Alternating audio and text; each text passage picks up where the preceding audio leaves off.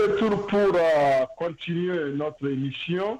Nous allons rapidement parler désormais de la jeunesse elle-même, la jeunesse togolaise. Mais je vais seulement prendre la jeunesse, c'est pas élite, je vais dire, les étudiants.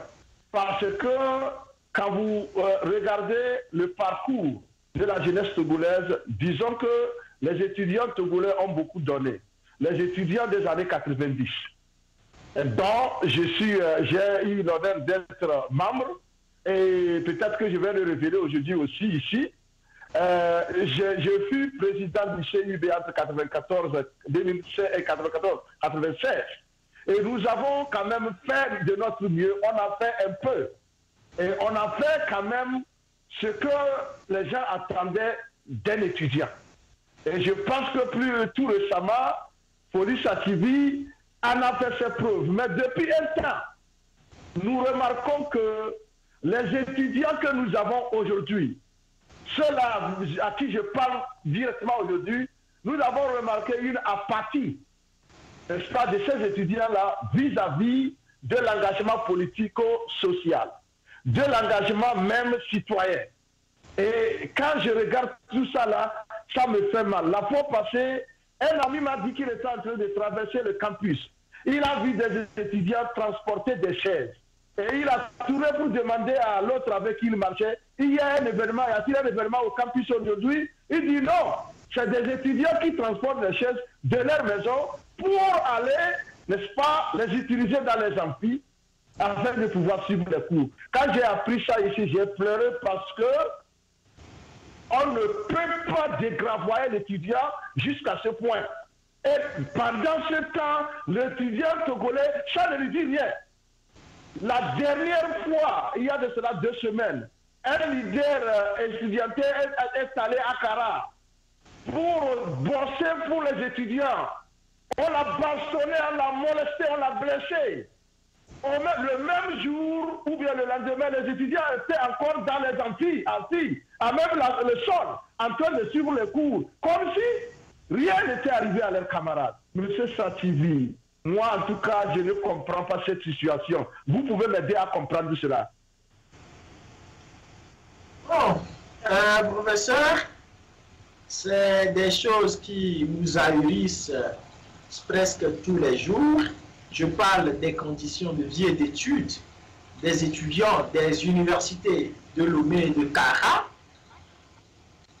Vraiment, ce que vous êtes en train de décrire, ça me rappelle beaucoup de choses parce que c'est des choses que j'ai personnellement vécues, que moi-même j'ai eu à faire quand j'étais encore en première et deuxième année à l'université de Lomé, où nous transportions des chaises depuis la maison pour venir sur les cours. Et des fois, quand vous oubliez votre chaise ou qu'il n'y a pas suffisamment de place pour recevoir assez de chaises, vous êtes obligé de transporter des briques. Et c'est sur les briques que vous devez vous asseoir. Parfois même, les briques aussi ne trouvent pas de place et les étudiants sont obligés de s'asseoir sur le podium, sur l'estrade sur lequel est située la table et la chaise du professeur. C'est des choses qui révoltent, qui indignent. C'est des choses, et je pense que c'est toutes ces choses-là qui ont contribué, qui ont fait qu'à un moment donné, moi j'étais obligé de prendre mes responsabilités en tant qu'étudiant. Parce que j'en avais marre d'accepter qu'on nous traite de façon aussi indigne, nous qui représentons la relève de demain. Bon, on ne peut pas nous traiter de la sorte et c'est vraiment inconcevable. C'est vraiment inconcevable. En 1990, vous avez parlé des années 90, je me rappelle que en ce moment, il y a les étudiants boursiers prenaient 21 000 francs CFA chaque mois. Mais aujourd'hui, c'est 12 000 francs CFA par mois qu'on alloue aux étudiants. Et là aussi, c'est difficilement qu'on arrive à le leur payer. La dernière fois, quand je suis sorti de prison, il y avait un groupe de 4 000 étudiants qui m'avaient saisi pour me faire comprendre que l'année académique précédente, ils n'avaient perçu aucun franc CFA de leur tranche. Ils n'avaient rien perçu, zéro, ils n'avaient même pas perçu un seul franc CFA.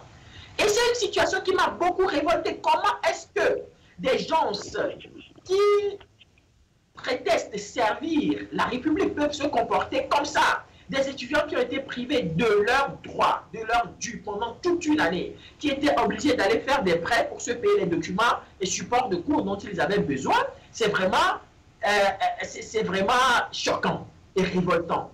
Et quand j'ai pris mes responsabilités en tant que président national de la Ligue togolaise des droits des élèves étudiants, j'ai écrit au ministre. Le jour suivant, il a répondu, il a demandé à me voir. Mais après, j'ai pu constater qu'on a fait affaire véritablement à des médiocres, à des petits potentats, des roitelets qui se croient en territoire conquis.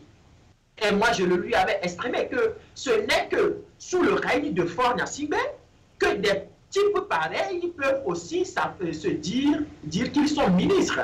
Ailleurs, sous pétition, aux USA par exemple, où vous êtes, je ne suis pas sûr.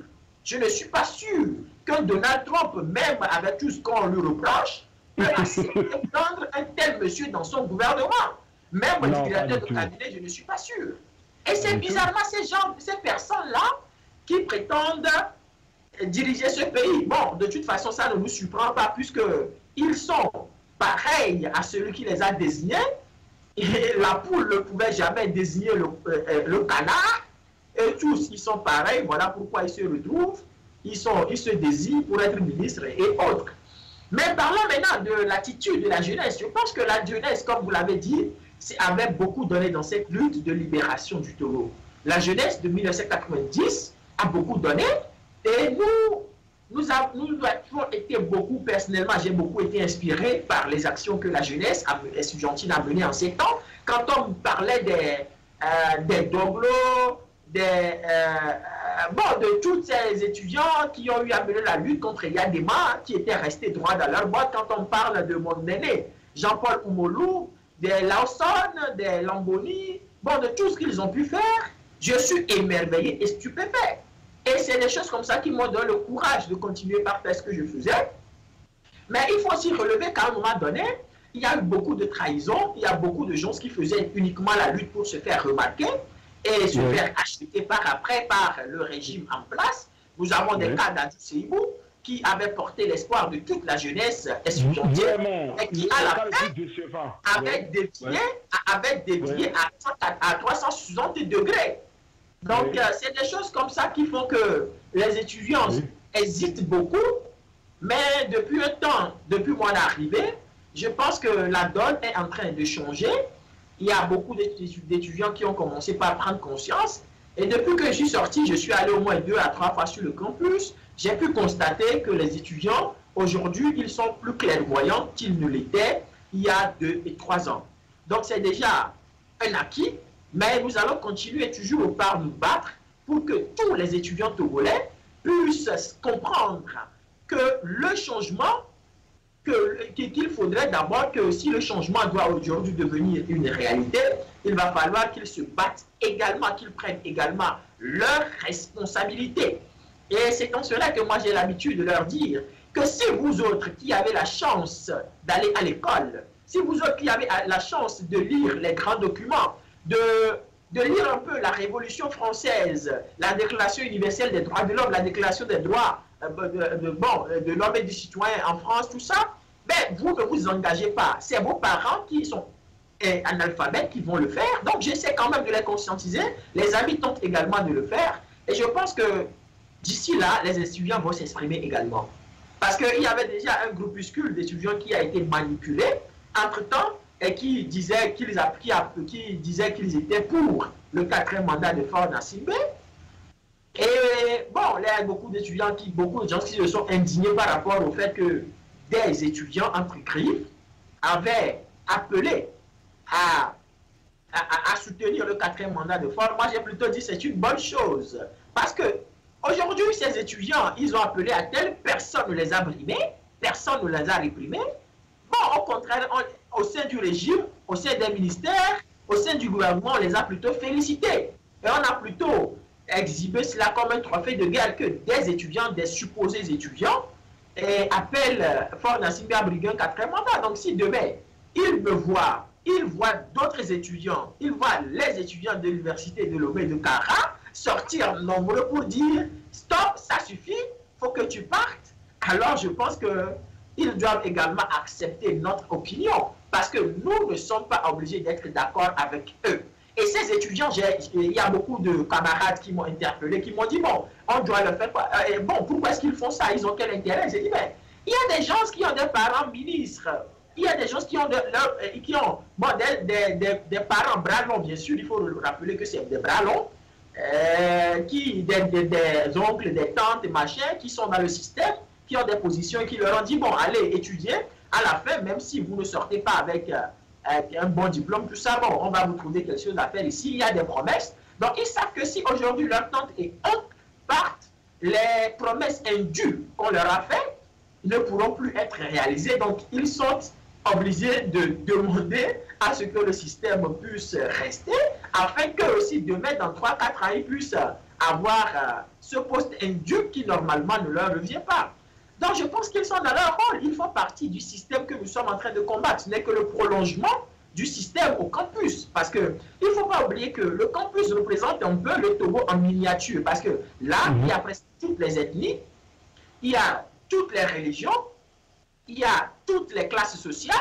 Donc, c'est à peu près le Togo en miniature. Donc, il faut savoir qu'il y a également des traîtres à l'université et il faut faire avec eux. Mais je pense que la plupart des étudiants à l'heure actuelle ne sont pas prêts à s'engager dans cette voie et attendent plutôt le mot d'ordre pour pouvoir dire clairement et de façon ouverte à Fort Nassimé qu'il doit partir en 2020. Merci beaucoup. Vous m'avez réconforté tant soit peu parce que je voulais dire à mes étudiants, aux étudiants togolais que chez nous, il y a un adage qui dit, pour que la chèvre ne décide d'arracher le bout de manioc de tes mains, c'est qu'elle t'a considéré comme faible et c'est pourquoi elle le fait. Alors, si le régime traite les étudiants de la sorte, c'est que le régime sait que ces étudiants-là ne feront rien. Mais maintenant, vous me rassurez un peu, mais de toute façon, le défi est encore là. Je leur lance un défi, afin qu'ils puissent se lever comme un seul homme, ne serait-ce que pour mettre fin à la source de leur malheur. Moi, j'ai eu envie de faire ce qu'on appelle une collecte de fonds ici, lancer, je sais pas, un fonds de réserve pour pouvoir acheter des bancs à nos étudiants, mais je me suis dit non. Si on le fait, c'est que nous sommes en train d'encourager, c'est pas la paresse. Nous connaissons la cause de cette misère. Il faut traiter cette cause-là comme on traite le cancer. Parce que il faut utiliser la chimiothérapie nécessaire pour pouvoir éradiquer ça. Et ce régime est pire que cela. C'est pourquoi il faut mettre tous les moyens pour mettre fin à ce régime. Il ne nous honore pas, il nous humilie, il nous opprime. Alors, on ne peut pas clôturer cette émission sans parler de l'événement le plus brûlant. L'affaire des insurgés. 18 insurgés ont été présentés à la télé. Et quelle est votre analyse, n'est-ce pas, ou bien appréciation de cette honte nationale? Moi, personnellement, j'ai appelé ce film-là honte nationale. Parce que beaucoup m'ont appelé ici, ils se sont moqués de moi. Des camarades nigériens, gabonais, partout, ils ont dit, nous avons eu vu des régimes. On a connu des régimes dictatoriaux, mais ils ne sont pas tombés si bas comme le vôtre. Bon, monsieur Sativi, quelle est votre appréciation de la scène burlesque que monsieur Yark et ses compagnons nous ont présenté? Bon, j'ai tout comme vous suivi la scène, sinon le théâtre que Yark Damhan et ses amis ont bien voulu nous faire passer. Cette fois-ci, non pas en direct sur les chaînes ou dans une salle de cinéma, mais j'étais surpris par rapport à tout ce qui se faisait, mais au même moment, je ne l'étais pas parce qu'en me rappelant des événements de 2013 avec l'incendie des grands marchés du Togo, et bon, je me suis dit c'était quand même le propre du système. Elle crée toujours quelque chose pour pouvoir accuser les combattants de la liberté et essayer de museler, de prendre des mesures sécuritaires nécessaires pour pouvoir museler la population et faire croire qu'il y a une menace terroriste ou djihadiste qui risque de s'abattre sur le Togo si les autres États ne leur sont pas solidaires. On a dit avoir arrêté 18 personnes. J'ai pu constater que certains même ont été arrêtés sur la voie publique. Il y a l'artiste Fadel, par exemple, qui a été arrêté. Et j'ai beaucoup apprécié le courage de ce concitoyen, de ce compatriote, qui, malgré la présence, parce qu'on l'avait présenté comme terroriste, à la conférence de presse de Yaoui Opaoul, le directeur général de la police nationale, et les médias lui ont tendu le micro, et j'ai pu constater que malgré la présence des policiers qui auraient pu l'intimider et l'amener à faire une déclaration contraire à la réalité, il a pu avoir le courage de dire qu'il ne reconnaît pas tout ce qu'on est en train de lui reprocher. Moi, je pense que c'est des vrais patriotes comme ça qu'on a besoin dans ce pays-là. C'est des vrais patriotes qu'on a besoin dans ce pays. Et à la conférence de presse, j'ai pu également constater qu'on avait mis sur la table un tricot du Parti national panafricain. Et l'objectif apparemment, c'est de dire, d'accuser le PNP d'être un parti violent, un parti djihadiste, bon, un groupe djihadiste, une secte, machin, comme ils ont déjà commencé par le faire. Mais moi, je suis sorti, j'ai fait une sortie dans laquelle je leur rappelais que depuis que moi je connais les leaders et les militants du PNP, ces messieurs sont loin d'être des hommes violents. Et j'ai tenu à leur rappeler que s'ils étaient vraiment des hommes violents, s'ils étaient des terroristes, c'est sûr et certain que la prison civile de Lomé, où beaucoup de militants du PNP demeurent toujours, aurait déjà fait l'objet de manifestations politiques violentes et on aurait appris des évasions de cette prison-là. Mais tout le temps que moi j'ai passé avec les militaires leaders du PNP en prison, toujours quand il y a des problèmes, il y a des tels, ils tentent toujours de régler les choses de façon pacifique. Et même quand à l'extérieur des gens, on dit qu'il y a violence ici, c'est des gens qui disent non, on ne doit pas aller sur ce terrain-là, c'est sur ce terrain qu'ils sont plus forts, tout ça. Ben moi je pense qu'aujourd'hui ce qu'on a à faire, c'est d'être solidaire à ce parti-là qui a suffisamment contribué à la lutte que nous avons menée en 2017, qui est également un partenaire objectif qui aujourd'hui peut mobiliser beaucoup de concitoyens, aussi bien dans la diaspora qu'au pays, qu'au Togo. Donc je pense que c'est ça, c'est une manœuvre pour pouvoir nous arrêter les militants du PNP, arrêter les militants des autres forces démocratiques, mais je pense qu'en étant solidaires, ils ne pourront arriver loin. Ils ne pourront arriver loin. Parce que, de toute façon, quand nous serons debout et solidaires, je pense qu'ils ne pourront pas aller loin. Yark est en train de...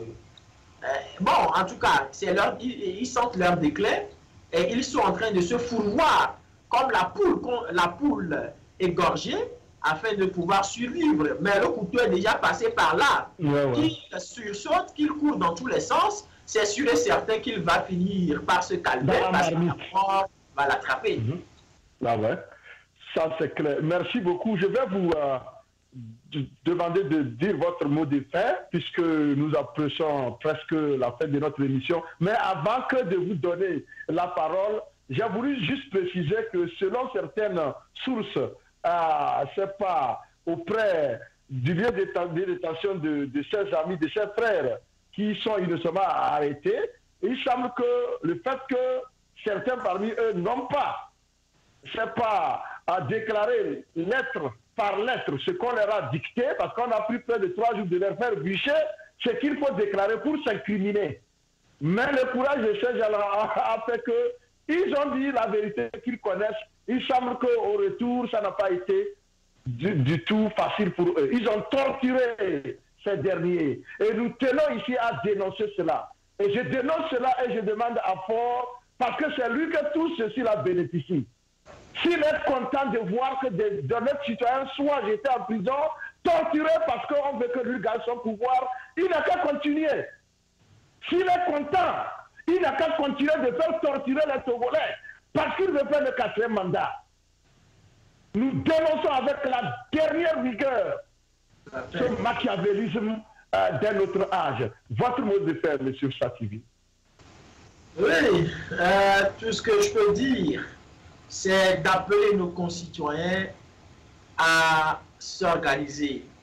Je sais que les concitoyens qui ne veulent plus de Fort Gnassingbé et qui n'en peuvent plus s'organisent déjà aussi bien dans la diaspora qu'au Togo, mais je leur demande de persévérer, de continuer dans ce sens, de redoubler d'efforts, de se multiplier par 100, parce qu'on n'a désormais qu'un seul mois devant nous pour réaliser ce qui semble être impossible.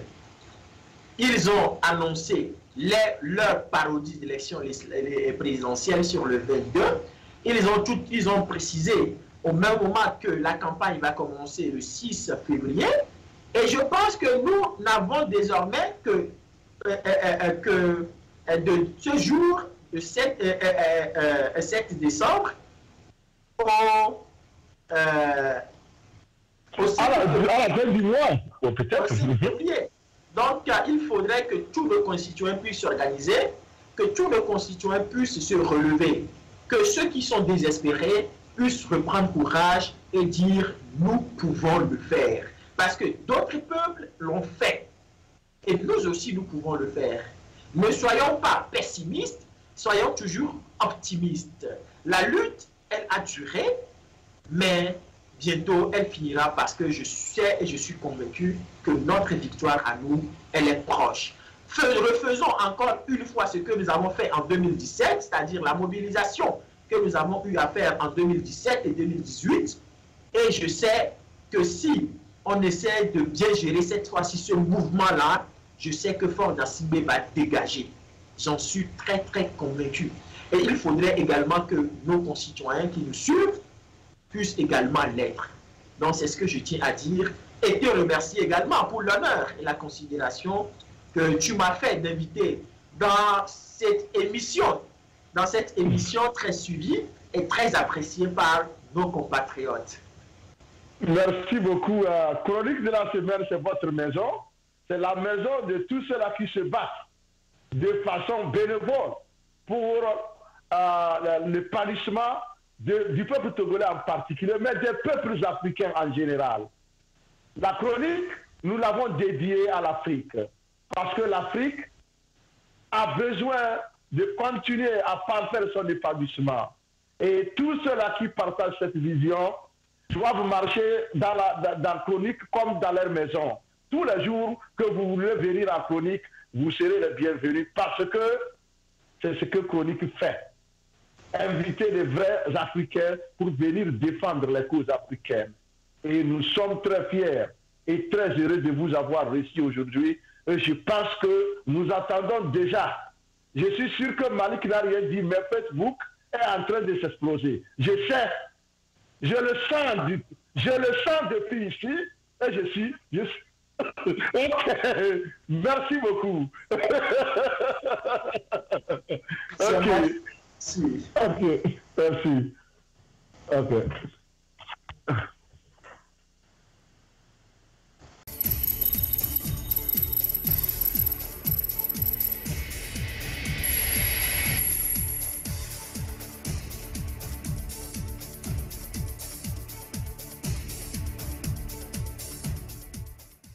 Chrétien Télévision.